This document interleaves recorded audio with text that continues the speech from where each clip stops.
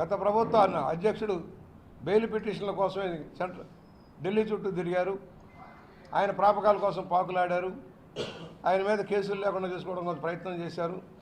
హత్యా రాజకీయాల నుంచి బయటపడటం కోసం ప్రయత్నాలు చేశారు. అలాంటి ముఖ్యమంత్రికి భిన్నంగా రాష్ట్ర ప్రయోజనాలే లక్ష్యంగా ఇవాళ రాష్ట్ర ప్రగతి కోసం, రాష్ట్ర పరిస్థితిని మెరుగుపరచడం కోసం చేసిన కృషిని కూడా ఇవాళ మనం గమనంలో తీసుకోవాలి. ఇవన్నీ కూడా రేపు మహానాడులో చర్చకు వస్తాయి. గత ప్రభుత్వ నిర్వాహకాలు, ఈ ప్రభుత్వ సమర్థత విషయంలో మహానాడులో చర్చిస్తాం.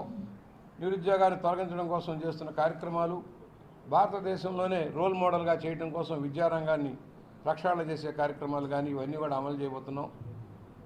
స్వపరిపాలన చక్కదిద్దడం కోసం, స్వపరిపాలన అధికారులకి సరైన అవకాశాలు ఇవ్వడం కోసం కూడా ప్రయత్నాలు జరుగుతూ ఉన్నాయి. ఇవాళ కేంద్రంలో బీజేపీ, రాష్ట్రంలో ఉమ్మడి ఫ్రంట్ అధికారంలో ఉన్నాయి. కేంద్ర సంఘాన్ని అర్థిస్తున్నాం. ఎందుకంటే తమిళనాడు నుంచి విడిపోయిన తర్వాత, ఆంధ్రప్రదేశ్ ఏర్పడిన తర్వాత హైదరాబాద్ కేంద్రం అభివృద్ధి అంతా ఆ ప్రాంతాల్లో జరగడంలో అనేక సంస్థలు మనం రాలేక, ఆంధ్ర ప్రాంతం కేవలం వ్యవసాయ ప్రాంతంగా మిగిలిపోవడంలో రాయలసీమ, ఆంధ్ర, ఉత్తరాంధ్ర వ్యవసాయ ఆధారితంగా ఉండటంలో కొంత తలసరి ఆదాయం కూడా తక్కువగా ఉండేది. వాళ్ళు దాన్ని సరిదిద్దడం కోసం, బ్యాలెన్స్ చేయడం కోసం అటు వ్యవసాయాన్ని లాభసాటిగా మార్చడం, మత్స్య సంపదను ప్రోత్సహించడం, పాడి పరిశ్రమను ప్రోత్సహించడం, మరోవైపు పరిశ్రమల ద్వారా ఉపాధి కల్పించడం, ఆర్థికంగా బలోపేతం చేసే లక్ష్యంలో ఈ మహానాడు ముందుకు సాగబోతుందని సవినీయంగా మనవి చేస్తూ ఉన్నాను. ఎందరో వచ్చారు, ఎందరో పోయారు, కానీ కార్యకర్తల బలమే పార్టీకి బలం. కార్యకర్తల త్యాగాలు మరవలేవు. 42 సంవత్సరాలుగా పార్టీ ఆరంభించిన ఈ రోజు చూసి అనేక మంది కాలగర్భంలో కలిసిపోయారు. ఇప్పటికీ కూడా ఇంకా అంటి పెట్టుకొని సైకిల్ దొక్కుంటూ పార్టీ కోసం పనిచేసే లక్షలాది మంది కార్యకర్తల త్యాగ ఫలాలు ఉన్నాయి. నాయకులు కాదు సుమా, కార్యకర్తల వల్లే పార్టీ అధికారంలోకి వచ్చినా, అధికారం నుంచి పోయినా కార్యకర్తలే బాధ్యత వహించుకుంటూ ముందుకు వెళ్తూ ఉన్నారు, కష్టాలు అనుభవిస్తూ ఉన్నారు. వారిని ఆదుకుంటాం. మేము ఒకటే చెబుతున్నాం, కార్యకర్తను ఆదుకోలేని పార్టీ ఏ పార్టీ కూడా ఉండదు. తెలుగుదేశం పార్టీ సంక్షేమ నిధి నుంచి భారీగా ఖర్చు పెడతా ఉంది. పేద విద్యార్థులకు సహాయం చేస్తూ ఉంది. వారికి పాఠశాలలో, కళాశాలలో సీట్లు కల్పించి చదువు చెప్పిస్తూ ఉంది. వైద్యంలో సహాయం చేస్తూ ఉంది. అకాల మరణం చెందిన కుటుంబాలకు సహాయం చేస్తూ ఉంది ఎన్టీఆర్ ట్రస్ట్. ఇవాళ రోల్ మోడల్ బ్లడ్ బ్యాంక్. ఏ పార్టీ చేయని సంక్షేమం పార్టీ కార్యకర్తల కోసం తెలుగుదేశం పార్టీ చేస్తూ ఉంది. దాన్ని మ్యాక్సిమం ఉపయోగించుకోవడం కోసం ప్రయత్నం చేస్తూ ఉన్నాం. ఇవాళ ఈ సంవత్సరంలో అనేక ఇబ్బందులు ఉన్నాయి, అయినా కూడా అధిగమించి ముందుకు సాగుతూ ఉన్నాం. ఉమ్మడి రాష్ట్ర జాబితాలో ఉన్న అనేక సంస్థలు మన రాష్ట్రానికి రాకుండా ఆగిపోయినాయి. ప్రస్తుతం రేవంత్ రెడ్డి గారు తెలంగాణ ముఖ్యమంత్రిగా ఆయన, ఢిల్లీ నుంచి వాజ్పేయి గారి నాయకత్వంలో 2 ప్రభుత్వాలు కూడా సెటిల్ చేయడానికి ప్రయత్నం చేస్తూ ఉన్నాయి.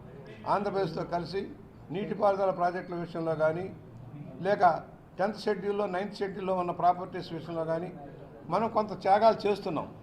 స్థానికంగా కేంద్రీకృతమైన అన్నీ అక్కడ ఉండటం వల్ల మనం కొన్ని త్యాగాలు చేస్తున్నాం. నేను సివిల్ సప్లైస్ భవనం వాళ్ళకి ఇవ్వాల్సి వచ్చింది.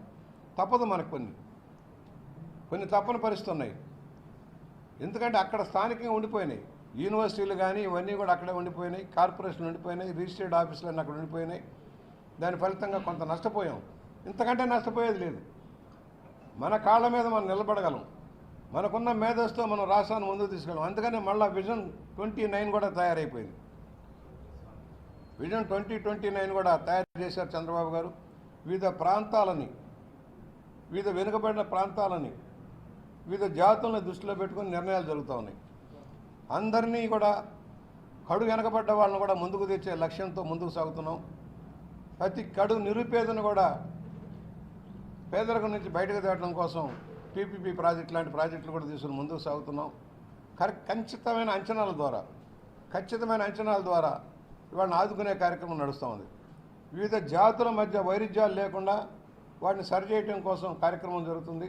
మత సామరస్యాన్ని కాపాడటం కోసం, వివిధ మతాల మధ్య సఖ్యతను సాధించడం కోసం మరి తెలుగుదేశం పార్టీ ఎన్డీఏ ప్రభుత్వం కృషి చేస్తూ ఉంది. అటు మైనార్టీలకు కానీ, ఇటు మెజార్టీలకు కానీ ఎలాంటి నష్టాలు లేకుండా, అభిప్రాయ భేదాలు లేకుండా చేసే కార్యక్రమం ఇవాళ రాష్ట్రంలో అమలవుతూ ఉంది. ఈ ప్రభుత్వం ప్రజలది. ప్రజాభిప్రాయం ప్రకారం నడుస్తుందన్న భావన కల్పించడమే లక్ష్యంగా ఇవాళ మనం ముందుకు సాగుతున్నాం. ఈ మహానాడు ద్వారా నూతన దృక్పథంతో ముందుకు సాగబోతుంది తెలుగుదేశం పార్టీ. ఇతర భాగపక్షాలను కూడా సగర్వించుకుంటూ వారి సహకారంతో రాష్ట్రాన్ని ముందుకు తీసుకువెళ్ళాలి. అప్పుల కుప్పగా మారిన రాష్ట్రాన్ని ప్రగతి బంధాల్లో నడిపి దేశంలోనే అగ్రగామిగా నిలబెట్టడానికి కోసం మనం ప్రయత్నం చేయాలి. ఇవాళ దేశ విదేశాల్లో స్థిరపడి ఉద్యోగాలు చేసుకుంటున్న మన బిడ్డలు తిరిగి మాతృగడ్డకు వచ్చి సేవ చేసే దానికోసం అవకాశాలు కల్పించే లక్ష్యంలో